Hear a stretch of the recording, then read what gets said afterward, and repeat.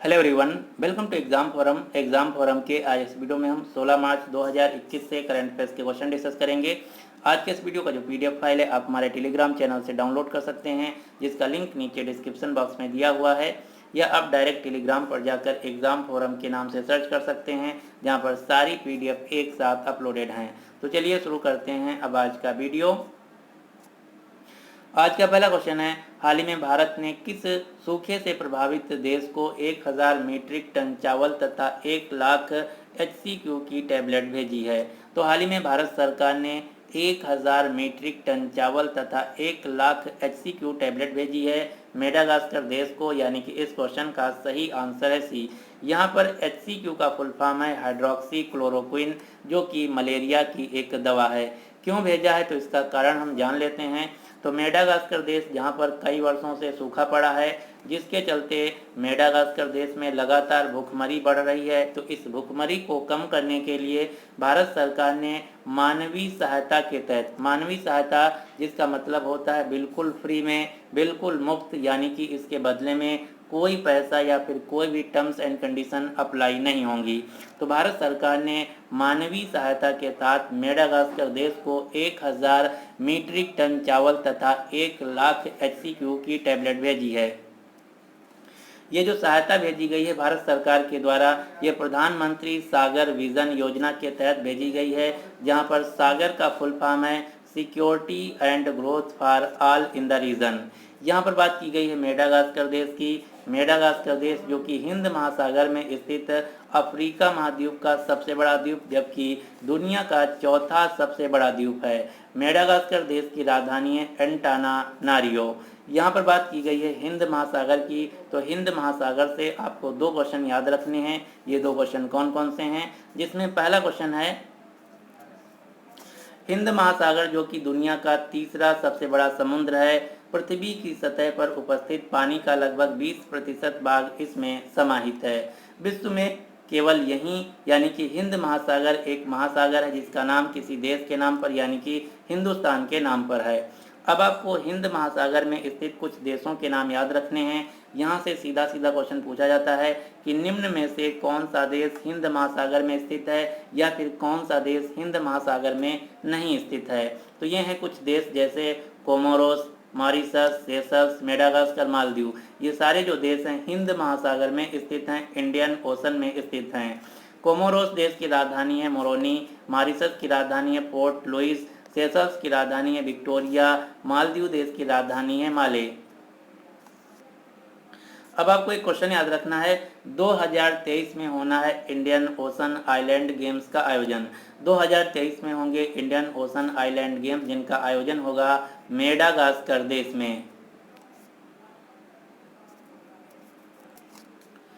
Question number 2 है, हाल ही में किस राज्य सरकार ने पिछले 10 वर्षों में सड़क किनारे बसाए गए सभी धार्मिक स्थलों को हटाने का निर्देश दिया है?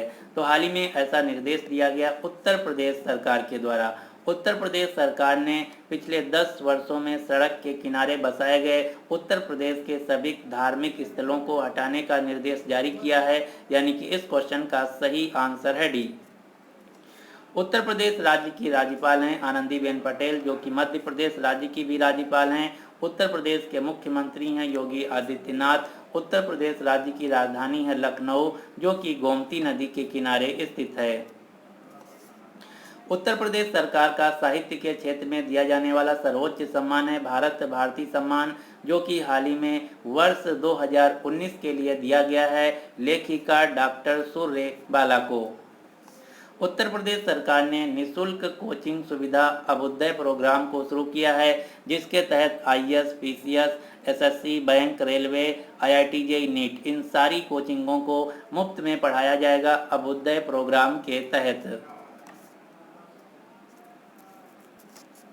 देश का पहला गिद्ध संरक्षण केंद्र स्थापित किया गया उत्तर प्रदेश के महाराजगंज जिले में। भारत का पहला किन्नर यानी कि ट्रांसजेंडर विश्वविद्यालय खोला जाएगा उत्तर प्रदेश के कुशीनगर जिले में।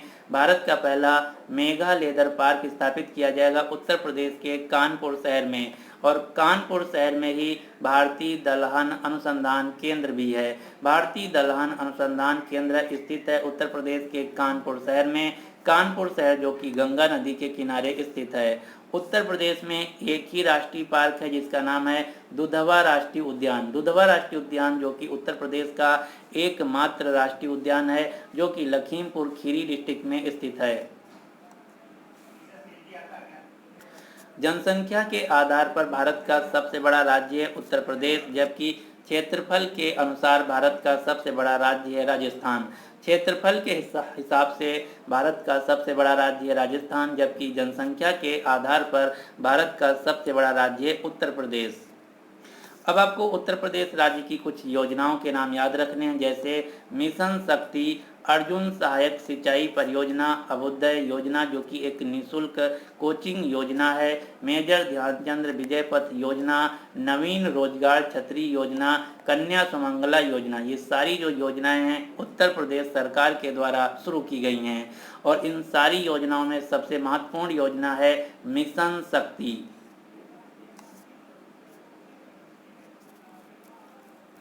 क्वेश्चन नंबर 3 है, हाल ही में कलाकार चेमन चेरी कुन्हीरामन नायर का निधन हो गया। आपको बताना है चेमन चेरी कुन्हीरामन नायर किस शास्त्रीय नृत्य से संबंधित थी। तो हाल ही में इनका निधन हो गया है। ये कथकली की एक मशहूर नृत्यांगना थी, एक डांसर थी, यानी कि इस क्वेश्चन का सही आंसर है बी। आप ये जो फोटो में देख पा रहे हैं ये हैं कथकली नृत्य सम्राट चेमन चेरी कुन्हीरामन नायर, जिनका हाल ही में 105 वर्ष की आयु में केरल में स्थित इनके आवास पर निधन हो गया है। तो चलिए अब हम जान लेते हैं कि भारत में कितने शास्त्रीय नृत्य हैं। तो इंडियन क्लासिकल डांस की संख्या है 8। ये 8 कौन कौन से हैं? यहाँ से क्वेश्चन पूछा जाता है कि कौन सा नृत्य किस राज्य से संबंधित है। तो भारतनाट्यम जो कि तमिलनाडु राज्य का है, मोहिनी अट्टम तथा कथकली जो कि केरल राज्य का है, कथक जो कि उत्तर प्रदेश या फिर उत्तर भारत का है, कुचिपुड़ी आंध्र प्रदेश का है, उड़ीसी उड़ीसा का है, मणिपुरी मणिपुर राज्य का है, सत्रिया असम का है। ये हैं 8 क्लासिकल डांस यानी कि शास्त्रीय नृत्य। इसी प्रकार से 6 भाषाओं को शास्त्रीय भाषा का दर्जा प्राप्त। ये 6 भाषाएं कौन कौन सी हैं? तमिल, तेलुगु, संस्कृत, कन्नड़, मलयालम और उड़िया। तमिल, तेलुगु, संस्कृत, कन्नड़, मलयालम और उड़िया ये 6 भाषाएं हैं जिन्हें भारत सरकार के द्वारा शास्त्रीय भाषा का दर्जा प्राप्त है। यहाँ से अब आपको ध्यान रखना है हिंदी भाषा को शास्त्रीय भाषा का दर्जा प्राप्त नहीं है। क्वेश्चन नंबर 4 है, हाल ही में चर्चा में रहे ग्रैमी अवार्ड का संबंध किससे है? तो ग्रैमी अवार्ड जो कि संगीत के क्षेत्र में अमेरिका में दिए जाने वाले सबसे बड़े पुरस्कार हैं, यानी कि इस क्वेश्चन का सही आंसर है बी। ग्रैमी अवार्ड का संबंध है संगीत क्षेत्र से। तो चलिए अब हम इसके बारे में थोड़ा सा जान लेते हैं।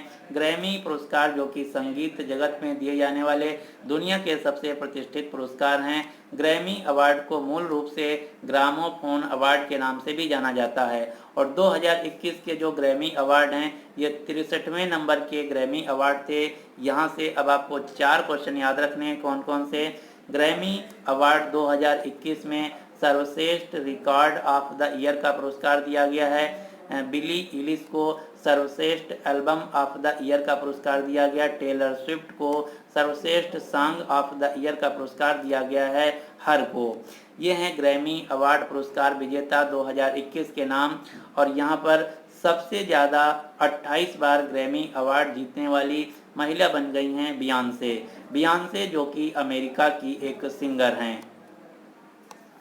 अब यहाँ से क्वेश्चन पूछा जाता है। क्वेश्चन क्या पूछा जाता है कि ग्रैमी अवार्ड पाने वाले पहले भारतीय व्यक्ति कौन थे? तो ग्रैमी अवार्ड पाने वाले पहले भारतीय व्यक्ति थे सितार वादक पंडित रविशंकर, जिन्हें 1968 में ग्रैमी पुरस्कार से सम्मानित किया गया था। क्वेश्चन नंबर 5 है, हाल ही में जापान और किस देश ने भूरा कोयला यानी कि ब्राउन कोल से हाइड्रोजन उत्पादन शुरू किया है? तो हाल ही में जापान और ऑस्ट्रेलिया देश ने भूरा कोयला यानी कि ब्राउन कोयला से हाइड्रोजन उत्पादन शुरू किया है, जिसका उद्देश्य यह है कि तरलीकृत हाइड्रोजन का व्यावसायिक रूप से उत्पादन किया जा सके, साथ ही साथ इसे विदेशों में सुरक्षित रूप से निर्यात किया जा सके। भूरा कोयला क्या होता है तो इसके बारे में भी हम थोड़ा सा जान लेते हैं। ब्राउन कोयला, जो कि लिग्नाइट के नाम से भी जाना जाता है, यह एक नरम भूरी दहनशील तलछटी चट्टान में जो प्राकृतिक रूप से संकुचित पीठ से बनती है, अपेक्षाकृत कम ताप सामग्री के कारण यह कोयला की सबसे निचली श्रेणी होती है। तो आपको याद रखना है भूरा कोयला, ब्राउन कोयला, जो कि एक लिग्नाइट का ही प्रकार का श्रेणी का कोयला है, जो कि कोयले की सबसे कम निचली श्रेणी वाला कोयला है, जिसमें कार्बन की जो प्रतिशत मात्रा है 25 से 35% तक पाई जाती है। तो आपको यहाँ से मेनली क्वेश्चन यह याद रखना है कि जो ब्राउन कोयला है, इससे हाइड्रोजन का उत्पादन शुरू किया गया जापान तथा ऑस्ट्रेलिया देश के द्वारा। यहाँ पर बात की गई है ऑस्ट्रेलिया देश की। ऑस्ट्रेलिया देश के प्रधानमंत्री हैं स्कॉट मॉरिसन। ऑस्ट्रेलिया देश की राजधानी है कैनबरा। जापान देश की राजधानी है टोक्यो। जापान के प्रधानमंत्री एसोहाइड सुगा। जापान की मुद्रा है येन। हाल ही में जापान ने दुनिया का सबसे शक्तिशाली सुपर कंप्यूटर फुगागु विकसित किया है। 2021 में ग्रीष्मकालीन ओलंपिक खेलों का आयोजन किया जाएगा जापान की राजधानी टोक्यो में, और टोक्यो ओलंपिक संचालन समिति का अध्यक्ष नियुक्त किया गया है शिको हाशिमोतो को। शिको हाशिमोतो, जो कि जापान देश की एक मिनिस्टर हैं, मंत्री हैं। जापान के पूर्व प्रधानमंत्री शिंजो आबे को भारत का दूसरा सर्वोच्च सम्मान पद्म विभूषण सम्मान 2021 से सम्मानित किया गया है। भारत जापान के साथ 5 मिलिट्री एक्सरसाइज करता है, 5 सैन्य अभ्यास करता है। ये 5 सैन्य अभ्यास कौन कौन सी हैं? सिन्यू मैत्री, सहयोग काइजिन, धर्मा गार्जियन, मालाबार तथा जिमिक्स। जो मालाबार एक्सरसाइज है, इसमें टोटल 4 देश पार्टिसिपेट करते हैं। ये 4 देश कौन कौन से हैं? भारत, जापान, ऑस्ट्रेलिया तथा अमेरिका। भारत, जापान, ऑस्ट्रेलिया तथा अमेरिका, ये 4 देश मालाबार एक्सरसाइज में पार्टिसिपेट करते हैं, और इन्हीं 4 देशों के साथ मिलकर एक फोरम बनाया गया है जिसका नाम है क्वाड फोरम। क्वाड फोरम, जिसके अंतर्गत 4 देश आते हैं, भारत, जापान, अमेरिका तथा ऑस्ट्रेलिया। अब आपको जापान देश से 2 महिला खिलाड़ियों के नाम याद रखने हैं। पहली महिला खिलाड़ी हैं नाओमी ओसाका, जो कि जापान देश की टेनिस खिलाड़ी हैं, जिन्होंने इस साल ऑस्ट्रेलिया ओपन 2021 में महिला एकल का खिताब जीत लिया है। और दूसरी खिलाड़ी हैं नजोमी ओकुहारा, जो कि जापान देश की बैडमिंटन खिलाड़ी हैं।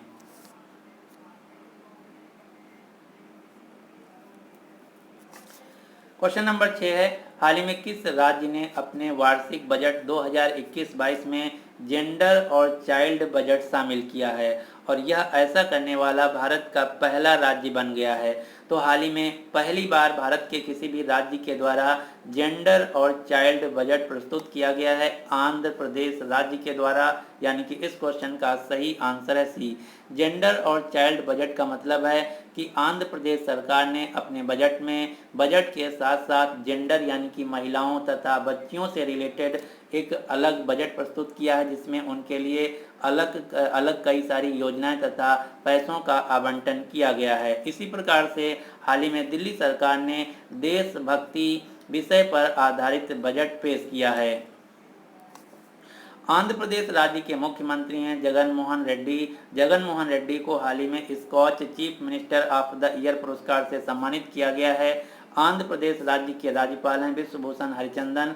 आंध्र प्रदेश की 3 राजधानियां हैं, कौन कौन सी? विशाखापट्टनम, जो कि एग्जीक्यूटिव है, कुर्नूल, जो कि जुडिशियल है, अमरावती, जो कि लेजिस्लेटिव है। हाल ही में प्रधानमंत्री किसान राष्ट्रीय पुरस्कार से सम्मानित किया गया है आंध्र प्रदेश के अनंतपुर जिले को। क्वेश्चन नंबर 7 है, हाल ही में 4थे वैश्विक आयुर्वेद महोत्सव का उद्घाटन किसके द्वारा किया गया?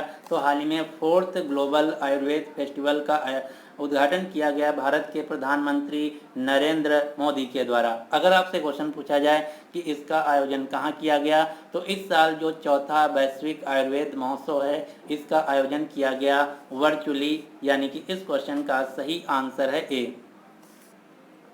भारत में आयुर्वेद से रिलेटेड एक अलग से मंत्रालय है जिसका नाम है आयुष मंत्रालय। जो हमारा आयुष मंत्रालय है, ये हमारे 5 परंपरागत चिकित्सा पद्धति यानी कि 5 परंपरागत जो मेडिकल ट्रेडिशन है उनको मिलाकर बनाया गया है। ये 5 ट्रेडिशन मेडिकल सिस्टम कौन कौन से हैं? आयुर्वेदा, योगा एंड नेचुरोपैथी, यूनानी, सिद्धा और होम्योपैथी। वर्तमान में आयुष मंत्रालय के मंत्री हैं श्रीपद येसो नायक। विश्व यूनानी दिवस मनाया जाता है 11 फरवरी को। अंतर्राष्ट्रीय योग दिवस मनाया जाता है 21 जून को। विश्व होम्योपैथी दिवस मनाया जाता है 10 अप्रैल को। चलिए आगे बढ़ने से पहले हम सभी आगामी खेल प्रतियोगिताओं के बारे में देख लेते हैं। पुरुषों की विश्व मुक्केबाजी चैंपियनशिप 2021 का आयोजन किया जाएगा बेलग्रेड में। ग्रीष्मकालीन ओलंपिक खेलों का आयोजन किया जाएगा टोक्यो जापान में। शीतकालीन ओलंपिक खेलों का आयोजन किया जाएगा पेरिस फ्रांस में। 2022 एशियाई खेलों का आयोजन किया जाएगा हांगझाऊ में। ये शायद गलत हो गया है। शीतकालीन ओलंपिक खेलों 2022 का आयोजन किया जाएगा चीन की राजधानी बीजिंग में, न कि पेरिस में। 2022 एशियाई खेलों का आयोजन किया जाएगा चीन के हांगझाऊ शहर में। 2022 फीफा विश्व कप का आयोजन किया जाएगा कतर देश में। 2022 राष्ट्रमंडल खेलों का आयोजन किया जाएगा यूके के बर्मिंघम शहर में। 2023 में पुरुष हॉकी विश्व कप का आयोजन किया जाएगा भारत में। और 2023 आईसीसी क्रिकेट विश्व कप का आयोजन भी किया जाएगा भारत में। तो ये हैं सभी आगामी खेल प्रतियोगिताएं जिनके बारे में आपको स्क्रीनशॉट लेकर अच्छी तरीके से याद करना है। क्वेश्चन नंबर 8 है, हाल ही में भारत के पहले विश्व कौशल केंद्र यानी कि वर्ल्ड स्किल सेंटर का उद्घाटन कहाँ किया गया? तो हाल ही में भारत के पहले विश्व कौशल केंद्र का उद्घाटन किया गया उड़ीसा के भुवनेश्वर शहर में, यानी कि इस क्वेश्चन का सही आंसर है सी। वर्ल्ड स्किल कौशल केंद्र का मतलब है यहाँ पर युवाओं को जो नए नए प्रकार के कौशल हैं, नई नई प्रकार के जो स्किल हैं, उनके बारे में ट्रेनिंग दी जाएगी। अब यहीं से एक दूसरा क्वेश्चन याद रखना है, पूर्वी भारत का हाल ही में पहला विश्वविद्यालय की स्थापना की गई है असम में। पूर्वी भारत का पहला विश्वविद्यालय खोला जाएगा असम राज्य में। यहाँ पर बात की गई है उड़ीसा राज्य की। उड़ीसा राज्य की राजधानी है भुवनेश्वर। उड़ीसा राज्य के राज्यपाल हैं गणेशी लाल। उड़ीसा राज्य के मुख्यमंत्री हैं नवीन पटनायक। नवीन पटनायक को हीरो टू एनिमल्स अवार्ड से सम्मानित किया गया है पेटा इंडिया संस्था के द्वारा। उड़ीसा के भुवनेश्वर शहर से आपको 4 क्वेश्चन याद रखने हैं। कौन कौन से? कायाकल्प पुरस्कार 2021 से सम्मानित किया गया है उड़ीसा के भुवनेश्वर शहर के एम्स अस्पताल को। देश का पहला फायर पार्क स्थापित किया गया भुवनेश्वर शहर में। पहले खेलो इंडिया यूनिवर्सिटी गेम्स 2020 का आयोजन किया गया था भुवनेश्वर शहर में। 2023 में पुरुष हॉकी विश्व कप का आयोजन किया जाएगा भुवनेश्वर तथा राउरकेला शहरों में। देश का सबसे बड़ा हॉकी स्टेडियम कहाँ बन रहा है? तो भारत का सबसे बड़ा हॉकी स्टेडियम बन रहा है उड़ीसा के राउरकेला में, जिसका नाम होगा बिरसा मुंडा हॉकी स्टेडियम। उड़ीसा का एक शहर है जिसका नाम है कटक, और कटक वही शहर है जहाँ पर भारतीय चावल अनुसंधान केंद्र स्थित है। और कटक शहर जो ये महानदी के किनारे स्थित है। महानदी पर हीराकुंड बांध स्थित है। हीराकुंड बांध जो कि भारत का सबसे लंबा बांध है। तो आपको क्वेश्चन याद रखना है, कटक शहर जो कि उड़ीसा राज्य का एक शहर है जहाँ पर भारतीय चावल अनुसंधान केंद्र स्थित है। कटक शहर जो कि महानदी के किनारे स्थित है। महानदी पर ही हीराकुंड बांध स्थित है जो कि भारत का सबसे लंबा बांध है। उड़ीसा में एक मंदिर है जिसका नाम है कोणार्क का सूर्य मंदिर, जिसे हम ब्लैक पगोड़ा के नाम से भी जानते हैं, जो कि 13वीं शताब्दी में गंग वंश के राजा नरसिम्हदेव प्रथम के द्वारा बनवाया गया था। यूनेस्को के द्वारा कोणार्क के सूर्य मंदिर को विश्व धरोहर स्थल में भी शामिल किया गया है। और उड़ीसा राज्य में ही चिल्का झील है जो कि भारत की सबसे बड़ी खारे पानी की झील है। चिल्का झील में ही इरावदी डॉल्फिन पाई जाती है। भारत में एकमात्र जगह जहां पर इरावदी डॉल्फिन पाई जाती है, यह जगह है चिल्का झील। क्वेश्चन नंबर 9 है, हाल ही में पाकिस्तान के सीनेट उच्च सदन में शामिल होने वाले पहले सिख यानी कि सरदार कौन बने हैं? तो पाकिस्तान सीनेट के उच्च सदन में शामिल होने वाले पाकिस्तान देश के पहले सरदार, पहले सिख बने हैं गुरदीप सिंह, यानी कि इस क्वेश्चन का सही आंसर है सी। आप ये जो फोटो में देख पा रहे हैं ये हैं पाकिस्तान देश के सिख गुरदीप सिंह, जो कि खैबर पख्तूनख्वा प्रांत के स्वात जिले से आते हैं। ये पाकिस्तानी संसद के उच्च सदन में शामिल होने वाले पहले सिख समुदाय के व्यक्ति हैं। पाकिस्तान देश, जिसकी राजधानी है इस्लामाबाद। पाकिस्तान देश के राष्ट्रपति हैं आरिफ अलवी। पाकिस्तान देश के प्रधानमंत्री हैं इमरान खान। इमरान खान की पार्टी का नाम है पाकिस्तान तहरीक इंसाफ पार्टी, जिसको शॉर्ट में कहते हैं पीटीआई। ये क्वेश्चन एक एग्जाम में पूछा गया था कि पाकिस्तान के जो प्राइम मिनिस्टर इमरान खान हैं, इनकी पार्टी का क्या नाम है, तो इसका नाम है Pakistan Tehreek Insaf party. Question number 10 है, हाल ही में महासमृद्धि महिला सशक्तिकरण योजना किस राज्य ने शुरू किया है? तो हाल ही में महासमृद्धि महिला सशक्तिकरण योजना शुरू की गई है महाराष्ट्र राज्य के द्वारा, यानी कि इस क्वेश्चन का सही आंसर है सी, जिसका उद्देश्य है महाराष्ट्र राज्य में महिला सशक्तिकरण को बढ़ावा देना। महाराष्ट्र राज्य के राज्यपाल हैं भगत सिंह कोश्यारी, जो कि गोवा राज्य के भी राज्यपाल हैं। महाराष्ट्र राज्य के मुख्यमंत्री उद्धव सिंह ठाकरे। महाराष्ट्र राज्य की राजधानी है मुंबई। मुंबई जिसे भारत में इंडियाज फाइनेंशियल कैपिटल यानी कि भारत का वित्तीय राजधानी भी कहा जाता है। क्यों? क्योंकि मुंबई में स्थित है भारत की सेंट्रल बैंक आरबीआई, जिसे हम बैंकों का बैंक या भारत सरकार का बैंक भी कहते हैं। इसीलिए मुंबई शहर को वित्तीय राजधानी के नाम से भी जाना जाता है। और मुंबई में स्थित है गेटवे ऑफ इंडिया, जबकि इंडिया गेट जो है स्थित है दिल्ली में और गेटवे ऑफ इंडिया स्थित है मुंबई शहर में। मुंबई शहर में जो हवाई अड्डा है, इसका नाम है छत्रपति शिवाजी महाराज अंतर्राष्ट्रीय हवाई अड्डा। छत्रपति शिवाजी महाराज अंतर्राष्ट्रीय हवाई अड्डा, जो कि मुंबई शहर में स्थित है। चलिए अब हम देख लेते हैं पॉलिटी से कुछ क्वेश्चन।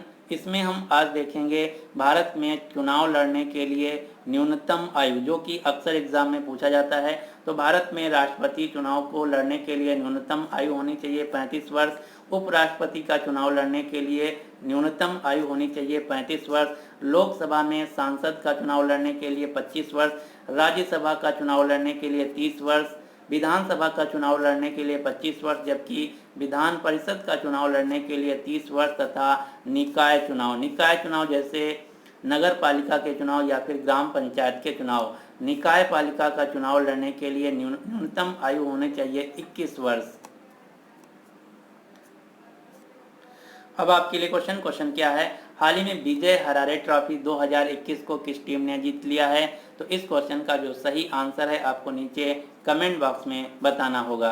अगर आपको वीडियो पसंद आया तो प्लीज़ इस वीडियो को लाइक कीजिए तथा अपने सभी दोस्तों के साथ जो किसी भी एग्ज़ाम की तैयारी कर रहे हैं उनके साथ इस वीडियो को शेयर जरूर कीजिएगा। So finally thanks for watching exam forum.